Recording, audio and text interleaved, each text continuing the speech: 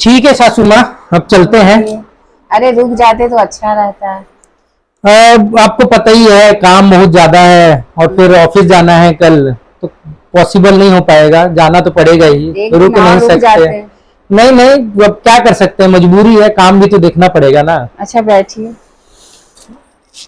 अब निकलने का समय हो गया है तो कोशिश करते हैं कि जल्दी टाइम पे निकल जाए, तो टाइम पे रात में पहुंच जाएंगे तो ठीक रहेगा।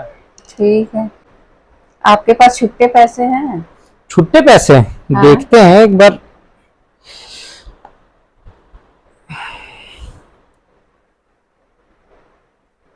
कितना चाहिए था आपको?